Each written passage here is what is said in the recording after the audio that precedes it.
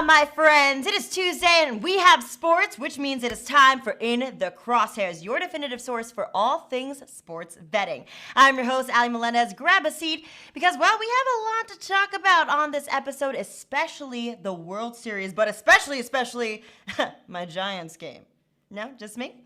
All right, fine. That's okay. But luckily, I am not flying solo dolo. I got two of Line Snipers experts here. We have America's sports betting sweetheart on the line, Mr. Joey Knish. Now, Knish, how you doing this week? College football still treating you well? I'm fantastic. College football still on the gridiron. Been going all right. The NFL, hit or miss there. And World Series starting. Last I heard, Yankees not involved. I haven't checked who's exactly, but I don't see the Yankees in the World Series. So that's, I'm excited about that. That we've got two real teams in it. So no, I'm ready. I'm ready to go. Good to be on always. Cool. Well, Giants just won, Cowboys lost. And then on the other side of the Line Sniper table today, we have James Mazzola. So James, how you doing? Pac-12 is right around the corner, buddy. Must be feeling ready for that. Can't wait for college football. I'm still reeling a little bit from my Braves losing a 3-1 series lead, but I think we're going to be fading the Dodgers here going forward. We'll talk about that a little bit later. NFL's going great. Cannot wait for some Pac-12 football. All in all, it's been a good week. Yes, absolutely. Well, guys, we're going to talk about some of that stuff that we have to look forward to for the week. A little bit of baseball, a little bit of football. All right, maybe a lot of baseball and a lot of football, since that's really all that's going on right now. But we'll play a game. We'll also give James a chance to rebound from last week and more, all on this episode of In The Crosshairs. And if you guys at home...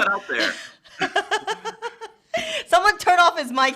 And if you guys at home want to see more of our betting content, from our best bets to our bet along series or any of our betting tutorials, well, just check us out on socials and subscribe to us on YouTube. Line Sniper HQ on socials and YouTube. So same there. You do not want to miss out. And I know everyone watching doesn't want to miss a bet or a line, so let's take care of the people and, of course, give you guys the best bets and advice around. That's fine. I can't talk, but we're all good, guys. We're all human. James, Knish, are you guys ready to talk about some baseball? You bet. Let's go. All right. I like that hand motion. Well, then let's just get into it, guys, because the World Series starts tonight. It is the Tampa Bay Rays up against the Los Angeles Dodgers. Now, Knish, I know you're high on the Rays, and James, I know you had the Braves last week, but let's just focus our attention and energy on tonight. Game 1, both teams won last series 4-3, Dodgers clawing back from being 1-3, and then the Rays had the exact opposite. Astros almost catching up to them, actually, but it's fine. But what do you guys see happening tonight? Who shines and who takes that all-important first win? James, why don't you start us off for the week? Tonight and for the series in general, I do like the Rays. You're looking at a starting pitcher for the Dodgers. Clayton Kershaw hasn't been too good. Obviously, his postseason record speaks for itself. But I wasn't impressed with him in his starts against Atlanta either. On opposite of him, Tyler Glasnow, one of the best strikeout pitchers in baseball. Dodgers don't swing and miss a ton, but where the Rays have advantages in the bullpen. They have arms that they can go to. Even if Glasnow gets into trouble, and not only that, but they are the most sabermetric inclined team in baseball, which I think is going to play a big part in that. They just come off of 2 crazy series. You do have a different schedule going forward. It's more of a natural schedule. You're going to get some days off, which will actually help them because they have a better starting pitching starting tonight with Glasnow. I like them tonight. I have a better angle on the over that we'll talk about a little bit later. But generally, I like the Rays tonight. I like the Rays in the series. All right, cool. Thank you so much, James. Knish, what are your thoughts there? This Rays team, they're cute. They're a nice story, low payroll. They beat the fraudulent Yankees. They get to the World Series. Oh, it's such a beautiful. And I know James, as a guy, he falls for those kind of, those soft stories that, it hits his heartstrings, that it's nice. Here's what's going to happen, though. The Los Angeles Dodgers, the best team in baseball, not remotely close, are going to lay the smackdown in this series. This isn't, the Ray. I understand the bullpen and, the sabermetrics. If we look at the numbers here, we've got great defense. Doesn't matter what kind of defense you got when you're going against this Dodgers lineup. 1 through 9, there's no breaks. You can keep, there's the lineups that they face on the way here. There's we're going to pitch this, we're going to pitch this. Dodgers lineup, every hitter's coming at you. There's never a moment when you don't have a guy at the plate that can hit the ball, that can get on base. That's the difference. I agree with James. There's a little bit of a delta in the bullpen. But listen, Kershaw's heard all about it, and now he gets to go against a Rays lineup that doesn't have a lot of punch, to be honest with you. There's guys in there that he should be able to take care of, no problem. I think the Dodgers start us off, and even if Glasnow is able to sneak a win in somehow tonight, we're still going to come back with more Dodgers. But I like the Dodgers in the series. I think they, kind of wipe the floor with this Rays team that's, run a little bit of expectation here. Sorry, David Cohn was crying from all the harsh words that you had about the Yankees. But I love some dueling ideas from you, too. And Knish, obviously the Rays, I think they might have to win. They beat the Yankees, which means clearly they're unstoppable. So how else could they beat any other team? You know what I'm saying? All right, and then in that game tonight on the mound, we do have Glasnow versus lefty Kershaw. And well, we have two teams ready to go. So I want to hear your guys' thoughts on the props market and how we can get some cash from this World Series. Knish, I have a pretty distinct feeling that you have a lot to say, and it's going to involve Mr. Mookie Betts. Am I right? Go ahead, take it away. Well, don't get me wrong. Mookie should be winning the MVP. Don't get me wrong. The regular season MVP is going to get stolen from him. I had regular season MVP Mookie Betts, and then now, people. I'm all seeing this. All the baseball writers are voting for Freeman. Are you kidding me? He just went the floor with Freeman. So. I'm sorry. I swear I heard something in there that was a dissenting opinion on the MVP Mookie Betts, which I don't like. But I know, again, Mookie MVP of the series. I do like some Glasnow strikeouts under as well. Here's why. I think they're going to try and get 3 games out of Glasnow. Where if he pitches a couple innings tonight, as James said, the bullpen's deep. So I don't think, unless he's absolutely dealing and low pitch count, don't think he's going to go too deep into this game, because then he'll come back game 4, come back potentially game 7, and potentially out of the bullpen if they need him later. So I like that. I think it'll be a short outing for Glasnow. It's the toughest lineup he's faced, and if there's K's under, because I think they're going to try and get as much out of him as possible in this series, I'd look towards that. All right, awesome. James, what's your take there? I actually do like that as well. The Rays are not going to leave Glasnow in there in any kind of a pressure situation. As soon as he's gone through the second time in the lineup and there's guys on bases, they're going to go ahead and go to that bullpen, especially to save him. Dodgers are really not a good hitting team versus right-handed pitching. They prefer against lefties, but at the same time, the Rays will make that move, which is more or less why I like the over in this game. You're getting an over that's being inflated by the fact that they're in Texas ballpark, which has been quote unquote a hitter's park, but we've seen plenty of overs in the postseason there. Glasnow getting pulled early. I think they can get to Glasnow. I don't think they can get to the bullpen, but I do think they can get to him. More importantly, on the other side of this, the Rays were the 4th best team against left-handed hitting in the regular season. They have a ton of power right-handed hitters to attack Kershaw, who hasn't been the swing and miss pitcher that we've seen from him in the past. I prefer the over. It's only 7.5, and you're getting even money at that. And again, I think that I agree with Knish in that I think Glasnow has a short string. I think they get to him early. I don't think they can necessarily get to that bullpen. But on the flip side of that, I'm just not sure who's getting outs for LA. They exhausted every single pitcher they had in that game 6 and game 7 against Atlanta. So who is after Kershaw is my question. And I'm not sure that those guys can miss the bats of a Rays team that has hit a little worse than they did in the regular season, but I see some positive regression for those guys. So generally, I think the over is going to be the play tonight. All right, well, Knish with that big faith in the Dodgers tonight, expecting them to do very well against Mr. Glasnow on the mound. So we will see how that goes in, of course, a couple of hours. And guys, we know what you like tonight, but this is the World Series. We've got 7 games across the board here. So what are you guys thinking about the end game? Who wins the whole thing? And do you have any called shots on anything like, I don't know, series spread or exact outcomes? James, take it away. Honestly, Rays plus 180 is just an absolutely insane number. By every metric, by any model, reasonable model, has that a lot closer to a minus 130 for the Dodgers, minus 140 at max. Even if without juice, you're getting 140 on that backside. You're looking at a 7% edge on the Rays. That, to me, is absolutely insane, considering this game's going 6 or 7. And I don't know, other than obviously the LA lineup is an advantage. but pitching is what wins World Series. And we've seen that time and time again. When you're going to run Snell, Glasnow, and Morton as your top 3 starting pitchers, all who are excellent and have been excellent this postseason, I'm not worried about the Rays lineup, and I think they're going to regress positively. And then when you get into the bullpen, you have an advantage there. I feel like there's just more boxes being checked for the Rays than there is for the Dodgers. Again, Knish is right. That lineup, I just had to deal with it with my Braves. There are no easy outs. However, you're looking at a Rays team that does miss a lot of bats with their arms. Braves didn't have that kind of stuff coming out of the bullpen. So for me, plus 180 on the Rays is just an absolutely insane number. It should be a lot closer to plus 130, plus 140. So for me, a series price at plus 180, I've bought out all my LA future tickets. I had them at 8-1, 9-1 to win the World Series. I bought entirely out. I'm fully invested on the Rays for this series. So I think that's especially where the value lies, no doubt. Awesome. Thank you so much, James. Uncle K, you heard that he said Knish was right about something? Okay, take it away. What are your thoughts on everything he had to say?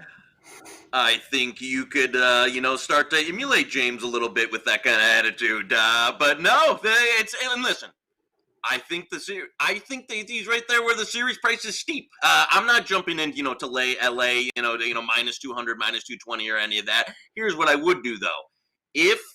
As James said, they exhausted a lot of arms out of the bullpen in that Game 7.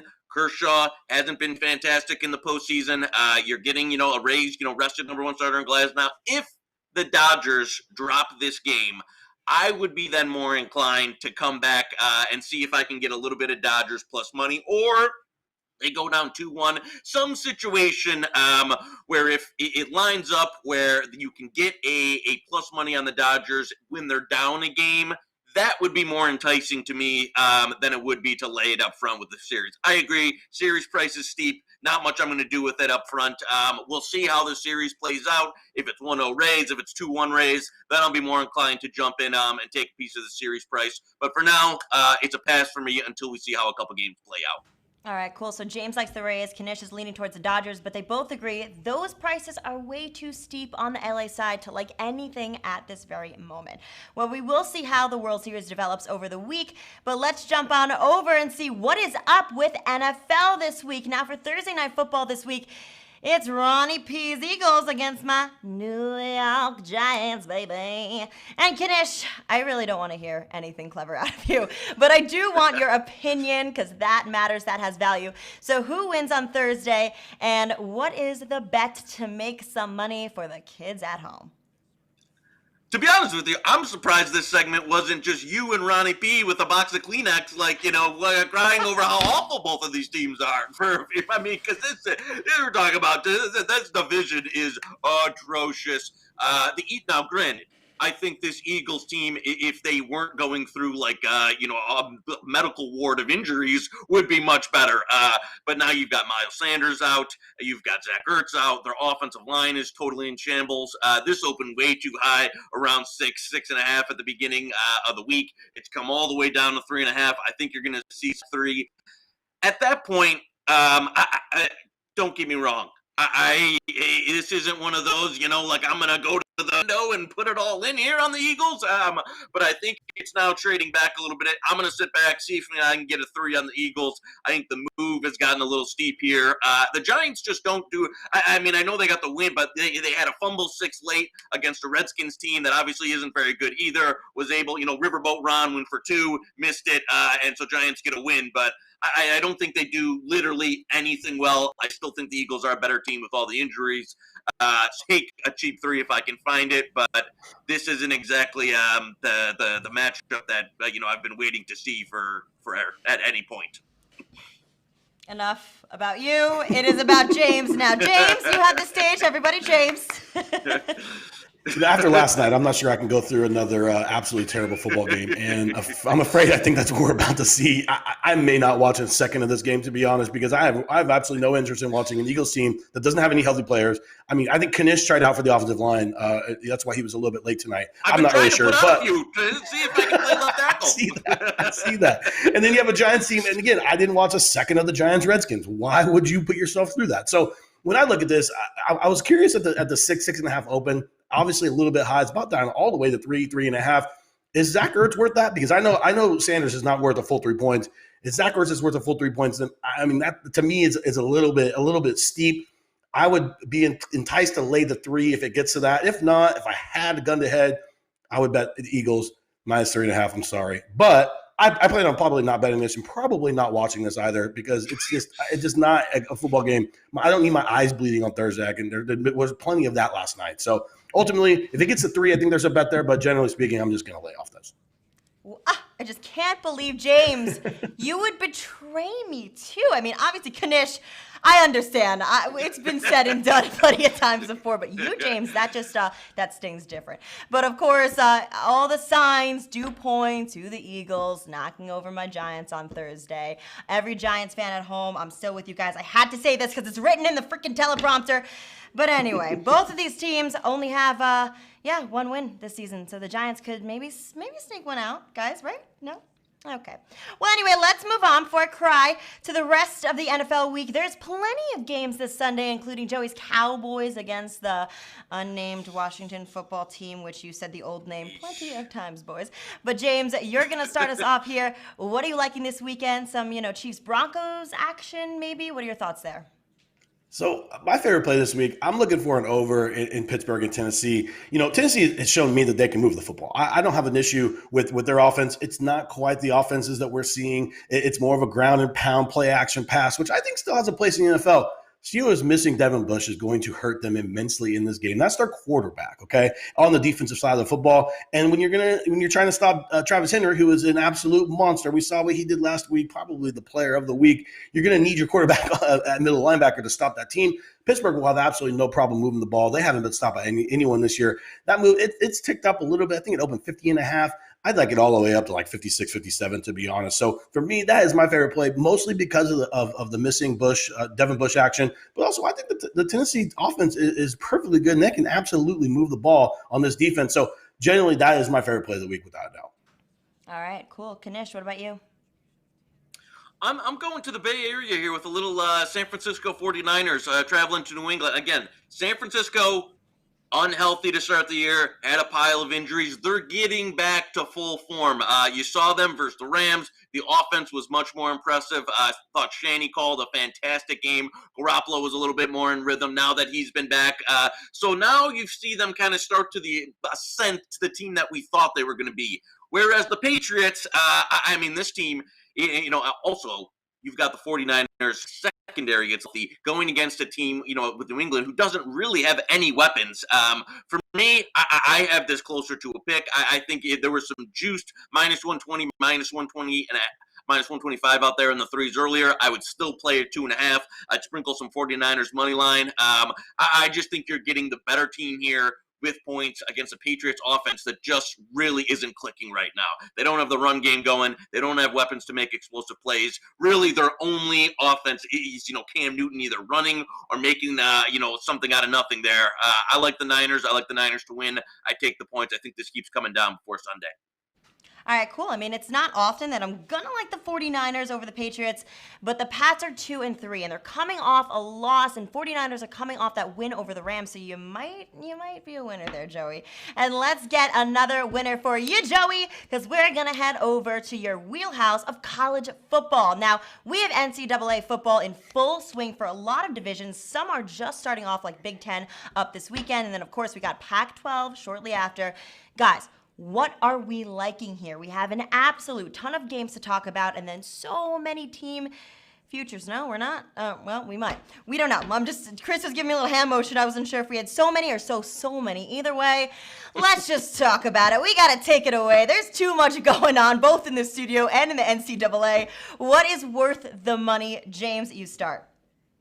Yeah, so last week gave a little Pac-12 South winner with USC, have them as winning the conference. We're going to go to the North this week. And again, Pac-12 being my wheelhouse, so that's where I'm going to focus my attention.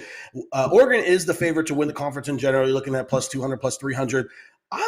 My numbers don't make them better than my alumni. So, keep this in mind. The Washington Huskies, both teams lose a shitload on both sides of the ball, especially on the offensive line and defensive lines. But here's the thing about Washington. They're one of the few teams in the Pac-12 that have of over 50% blue chip ratio, which is super important if you're going to be successful. And you're getting a number that's plus 900. I make Washington like 2 to 3 point dog to Oregon, and Oregon has a plus 350 or plus 300 plus 200 number to win the championship. That doesn't make any sense to me. The other thing is this: those two teams play each other the last game of the season. So if there's a scenario where you do want to hedge out, I don't see either having too much trouble getting to that final game with 1 loss or 0 losses, likely playing for a chance to go to the Pac-12 championship game. And again, everyone wants to talk about how Oregon has been recruiting and they have the flash of the brands. Washington's out-recruited them 2 out of the last 3 years. That is how you fulfill these losses that both teams did face to the early entry in the NFL draft. So for me, that number is just too steep on the Huskies, and you're gonna get them versus an Oregon team as maybe a 6-point dog at most in Autzen. So I think that is the play, 9-1. And again, they have a very easy schedule. They play Arizona out of the South, which is basically a layup. So you're looking at a team that should go into that game with 1 loss or 0 losses, and then you can make your decision as to how you want to approach it. But Washington plus 900 to win the Pac-12 is the play that I've already made. All right. Nice and smart bet there. But Joey, it's your turn to give us what you're thinking. Now, the Pac-12, it's cute. I know they got a lot of, trees out there and, the very, libs and stuff. And so, and fancy coffee and yada, yada, whatever. Here's the bottom line. We're going to the Midwest, God's country, the birthplace of football, the Big Ten. And this is really where, the real man's football is played. The dig in the trenches, the lineup, they run the ball. I'm going with Ohio State plus 350 to win the Natty. And here's why. This number won't get it. It almost played out perfectly, which it would not a normal year where you had the other conferences start. And now you can see, people are loving Clemson. People are loving Alabama. They look fantastic. And don't get me wrong, those teams are. But who's got the easiest path? Now, outside of Clemson, it would be Ohio State. A lot of the contenders in the Big Ten are down. They've got a fantastically their roster is just loaded with NFL talent. And we haven't seen, this price was 2-1 or 250, just before the season started. And what's happened? Ohio State just hasn't played any games. So now it's up at 350. We've got $1 of value here that comes in. And I think, that 2-1, 250 is where they should be. But now it's 350. I think they'll roll through the Big Ten. I think they'll get into the playoff.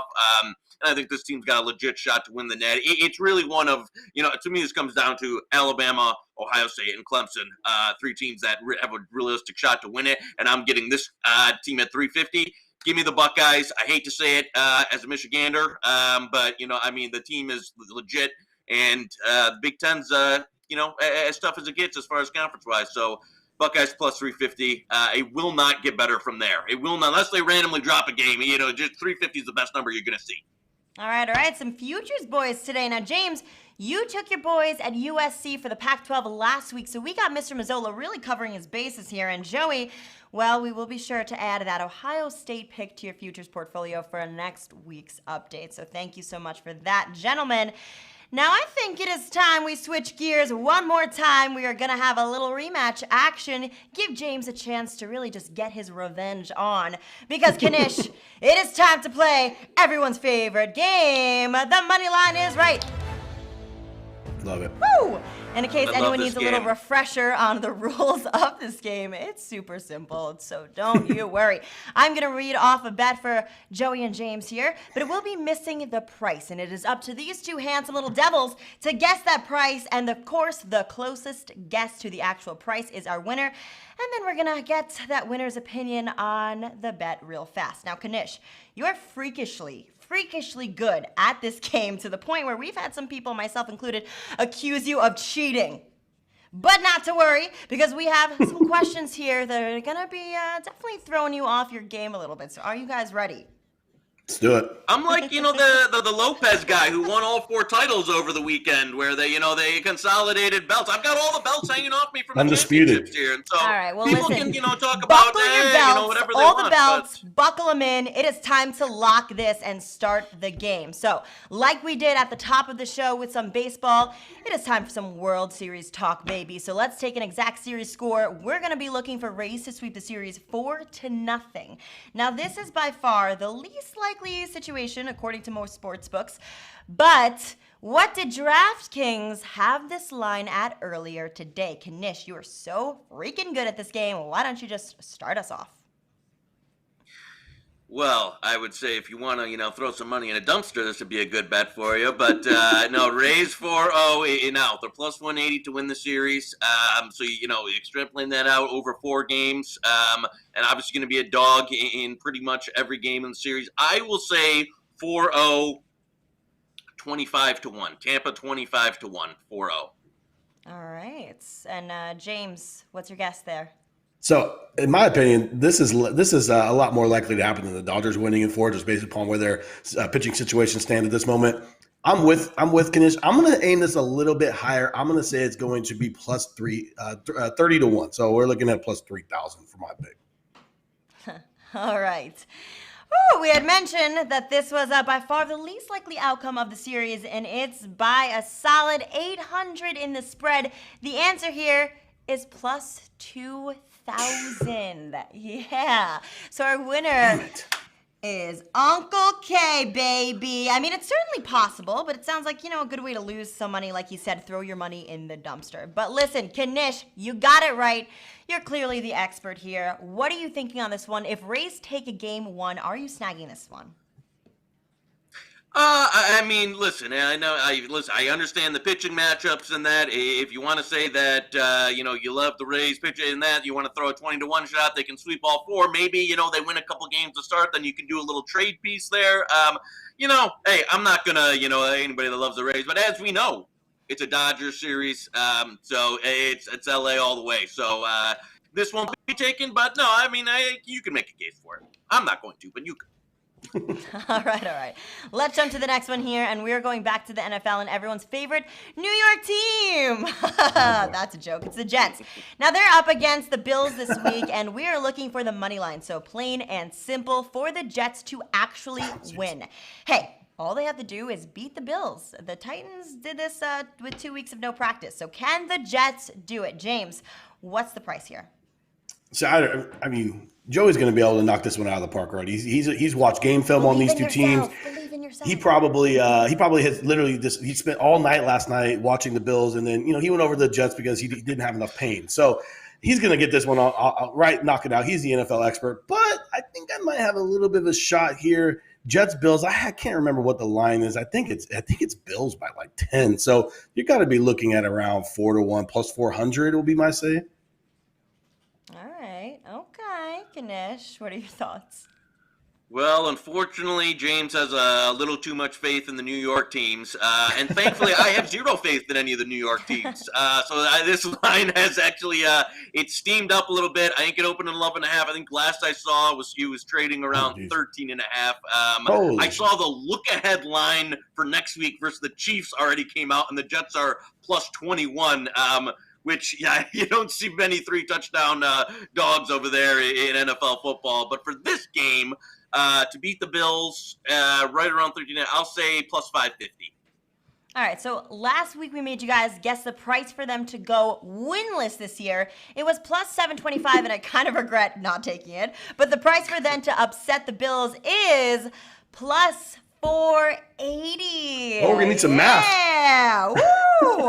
I mean, it's kind of sad that I would have guessed even higher than that too, so it's fine. But I don't know. I mean, obviously, James, you pulled the whole, I'm no expert at this, but I'm going to guess it right on the head. So you obviously know a little bit more. You got to have more faith in yourself. With that being said, is this a bet you would actually take or pass? Absolutely not. The Jets aren't beating anyone. The more I watch them, the more I think that they might just go. We should have probably taken the whatever it was last week. They're terrible. They're not winning this game. That's ridiculous. Ooh.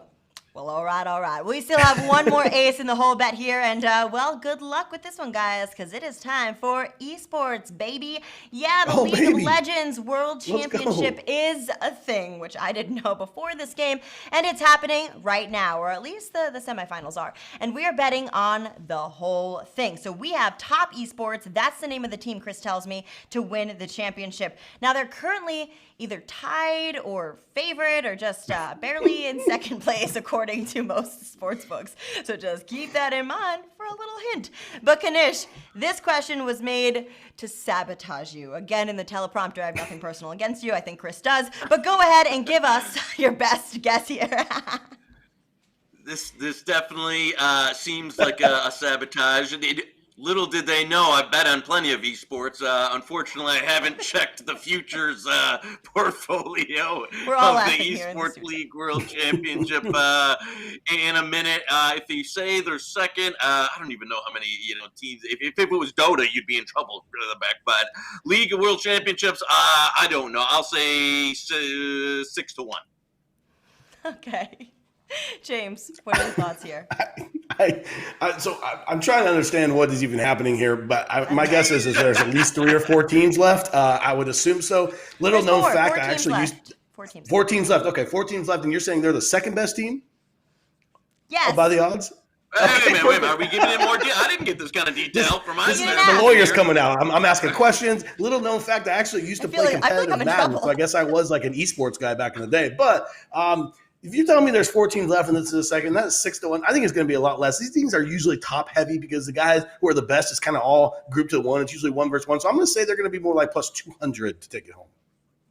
All right. Well, of course, you guys, this one is simple if you just follow esports, which I think you do a little bit. So I'm even surprised. I feel like I just sabotaged myself.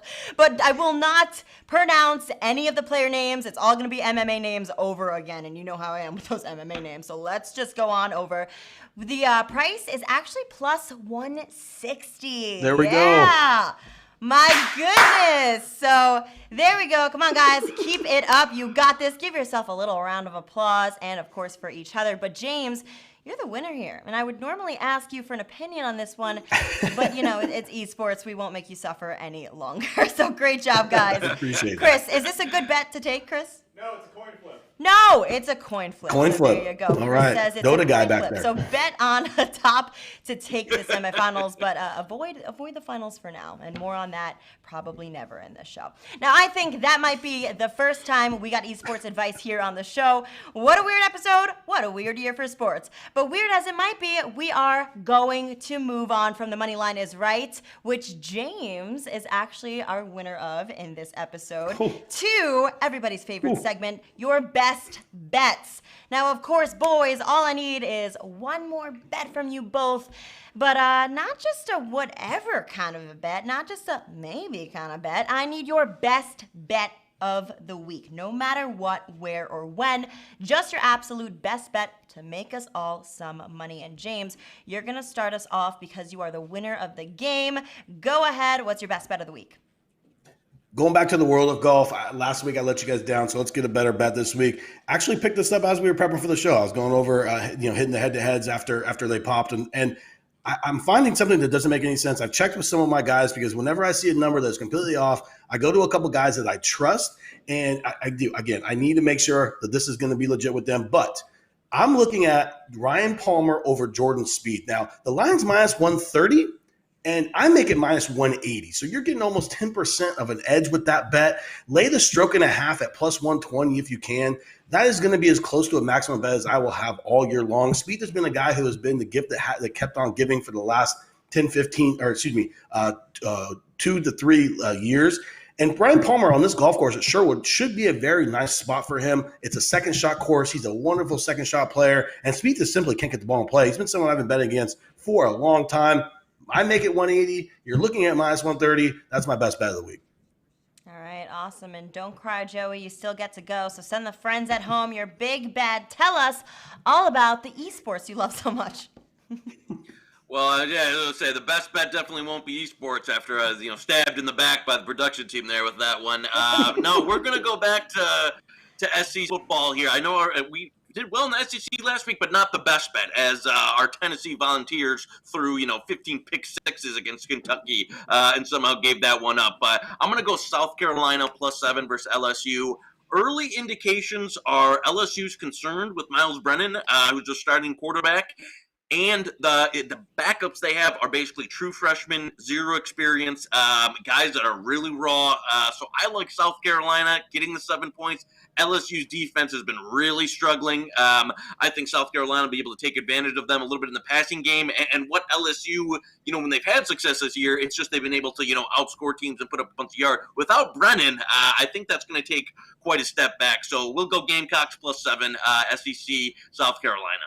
Oh, so good. You guys, we had some great bets, a lot of bantering, some nice, a little game there that James is the winner of. So congratulations this week. We'll see if Joey can snatch it back soon. But enjoy it while you have the title, James. So you guys did so great today. Thank you for joining us today, James and Joey. And thank all of you at home for tuning in. I hope you all win some nice cash off of these bets.